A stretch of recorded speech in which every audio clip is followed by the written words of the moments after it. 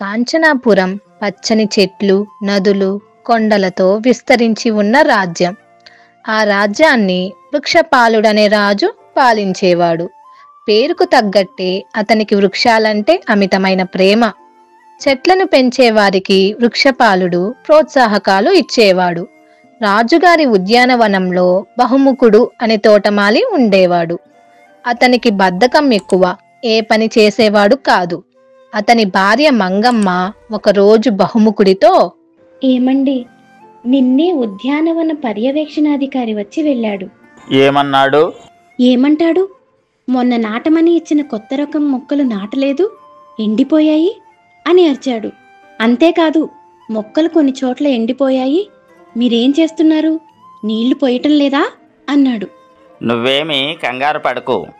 మా తాత తండ్రి కూడా ఇక్కడే తోటమాలులుగా పనిచేశారు. ఇప్పుడు ఇది కూడా నాకు వారసత్వంగా వచ్చింది. మనల్ని ఎవ్వరూ ఏమీ చెయ్యలేరు. అదే రాజ్యంలో సోమదత్తుడు అనే పేద రైతు ఉండేవాడు. అతనికి ఒక చిన్న ఇల్లు, చుట్టూ కొంత ఖాళీ ప్రదేశం ఉండేది. అతనికి మొక్కల పెంపకం మీద ప్రత్యేక శ్రద్ధ ఉండేది. అతను ఓపికగా తనకు ఉన్న కొద్దిపాటి స్థలాన్ని సుందర ఉద్యానవనంలా చేసుకున్నాడు.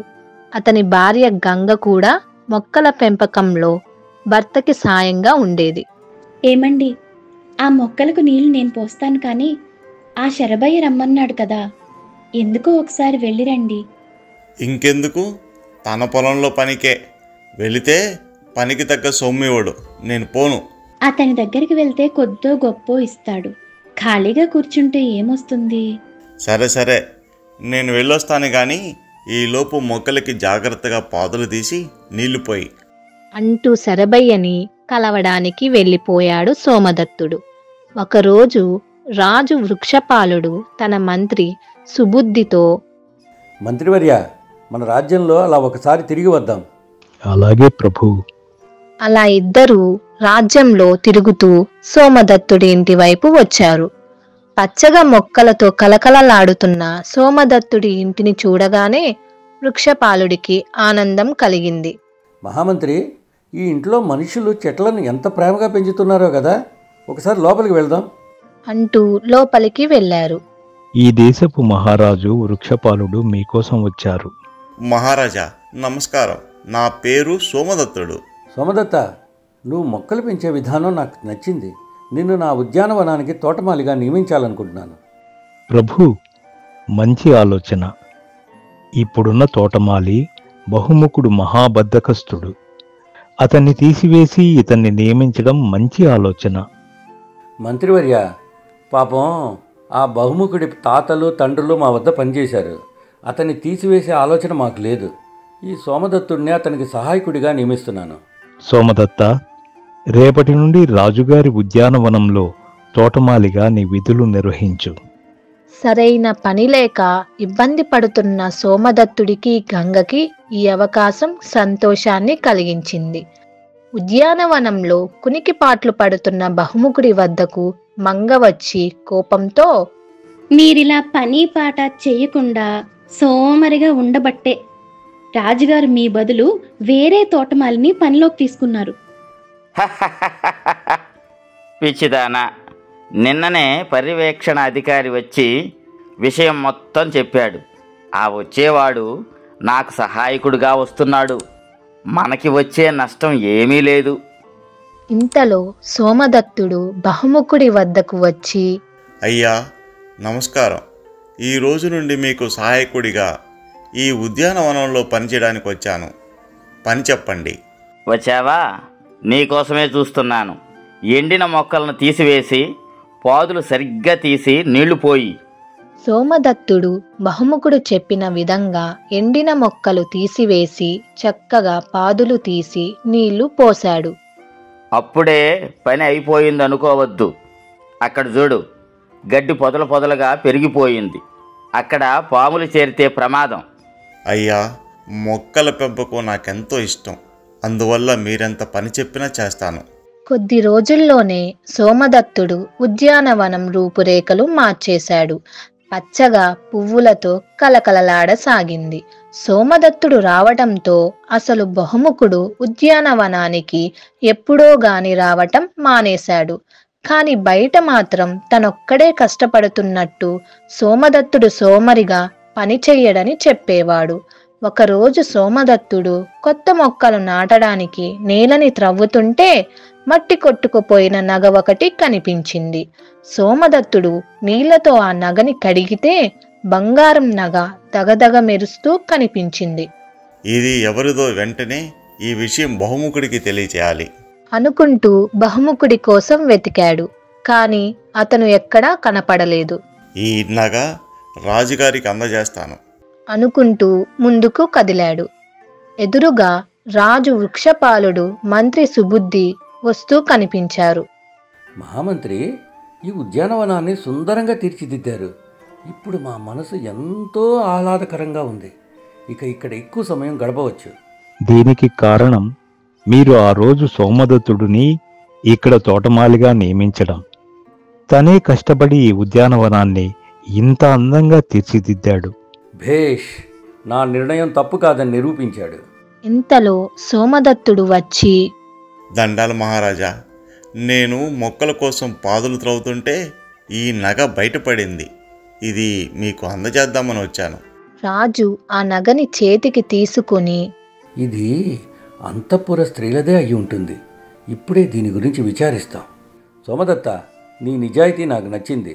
ఉద్యానవనాన్ని అందంగా తీర్చిదిద్దావు. ఉద్యానవనం నుండి వృక్షపాలుడు మహారాణి ఇందుమతి దేవి వద్దకు వెళ్ళి సోమదత్తుడు ఇచ్చిన నగని ఇచ్చి, దేవి, ఈ నగ ఎవరిదో గుర్తుపట్టగలవా? ప్రభు, ఇది మన యువరాణి నగ మొన్న ఉద్యానవనంలో పోగొట్టుకుంది. ప్రక్కరోజు బహుముఖుడు సోమదత్తుడి వద్దకు వచ్చి, కొంప ముంచావు. నిన్న నేను రాని సమయం చూసి ఏం చేశావు? ఏదో పెద్ద నేరమే చేసుంటావు. లేకపోతే నిన్ను ఉన్న పళంగా రాజుగారి వద్దకు తీసుకురమ్మని పర్యవేక్షణ అధికారి కబురు పెడతాడా? అయ్యా, మీరేం మాట్లాడుతున్నారో నాకు అర్థం కావడం లేదు. నిన్ను రాజుగారి వద్దకు తీసుకుని రమ్మన్నారు. అక్కడికి వెళితే తెలుస్తుంది. పద పద. వృక్షపాలుడు కొలువు తీరి ఉన్నాడు. నిజాయితీ పరులను సత్కరించడం నా అలవాటు. ఎంతో విలువైన వజ్రాల హారం దొరికినా ఆశపడకుండా తెచ్చి ఇచ్చిన సోమదత్తుడికి 50 బంగారు నాణ్యాలు బహుమానం ఇస్తున్నాను. ఈ మాట వినగానే బహుముఖుడి ముఖం పాలిపోయింది. అసూయతో రగిలిపోయాడు. సోమదత్తుడు రాజు ఇచ్చిన బహుమానం 50 బంగారు నాణేలు తీసుకున్నాడు.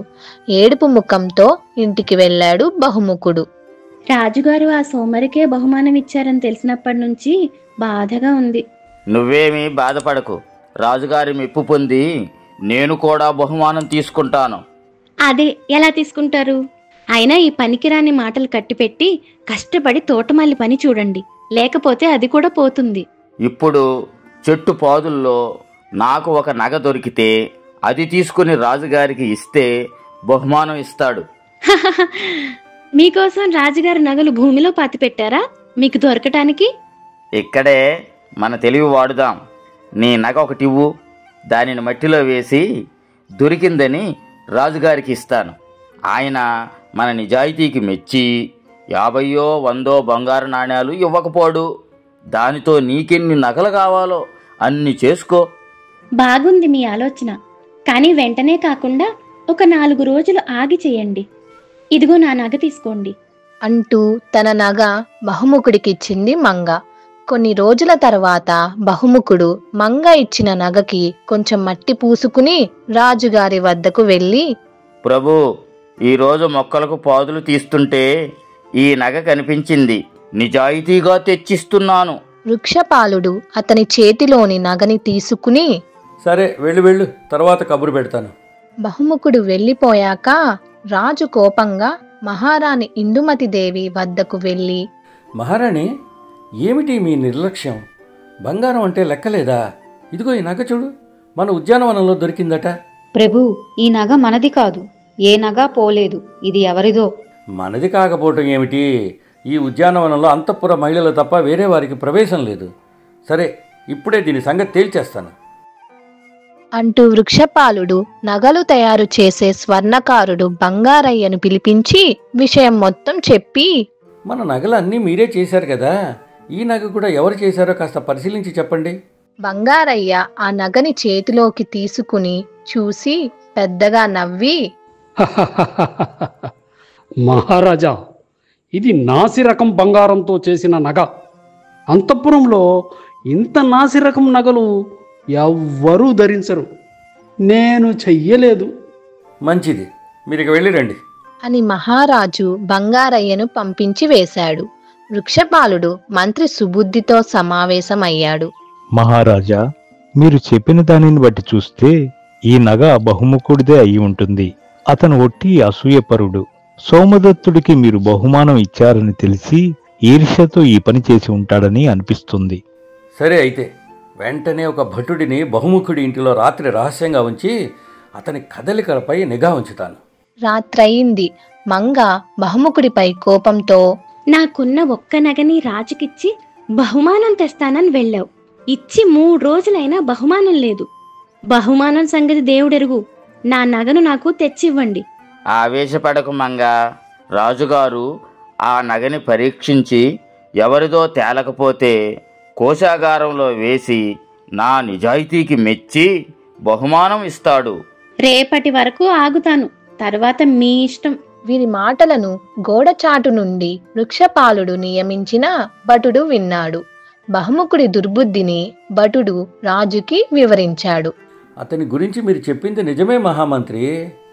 అతని ప్రవర్తన గురించి మీరు మొదటి నుండి చెబుతూనే ఉన్నారు, కానీ నేనే నిర్లక్ష్యం చేశాను. రేపు అతన్ని రమ్మనండి, అతనికి ఇవ్వాల్సిన బహుమానం ఇచ్చేద్దాం. రాజుగారి మాటల్లోని అంతరార్థం గ్రహించిన మంత్రి చిన్నగా నవ్వాడు. మంగా మంగా, మనకి బహుమానం వచ్చేస్తుంది. ఇప్పుడే రాజుగారు రమ్మని కబురు చేశారు. వెళ్ళి వచ్చేస్తాను. అతని మాటలకు మంగ సంతోషించింది. తన భర్త తెచ్చే బంగారుతో ఎన్ని రకాలైన నగలు వస్తాయో అని కలలు కనసాగింది. రాజుగారి కొలువు తీరి ఉన్నాడు. అక్కడ సోమదత్తుడు కూడా ఉండడంతో బహుముఖుడు కంగారు పడ్డాడు. నాకు బహుమానం ఇవ్వడం ఈ సోమదత్తుడు కూడా చూడాలి. అప్పుడే నా మనసు సంతోషిస్తుంది. మహారాజు సోమదత్తుడి వైపు తిరిగి, సోమదత్త, ఇక నీవు ఈ బహుముఖుడి కింద పనిచేయాల్సిన అవసరం లేదు. తోటమాలిగా పూర్తి స్థాయిలో పనిచేయి. నీ జీతం పెంచుతాను. అలాగే నీకు సహాయకులుగా 2 నియమిస్తున్నాను అంటూ బహుముఖుడి వైపు తిరిగి, నీకు బహుమానం కావాలిగా, ఇదిగో తీసుకో అంటూ భటుడి చేత బహుముఖుడికి చీపురు కట్ట ఇప్పించి, ఇదే నీ బహుమానం. నిన్ను తోటమాలిగా తీసేస్తున్నాను. కోటలోని గదులను ఊడ్చే పని నీదే. అందుకే చీపురు బహుమానంగా ఇచ్చాను. నిజానికి నిన్ను పనిలో నుండి తీసివేయాలి, కానీ మీ పెద్దవాళ్ళు మా దగ్గర పని చేశారని జాలితో వదిలేస్తున్నాను.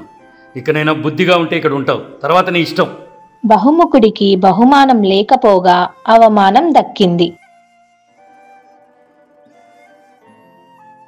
మరిన్ని మంచి కథల కోసం లైక్ చేయండి, కామెంట్ చేయండి, షేర్ చేయండి, సబ్స్క్రైబ్ చేయండి.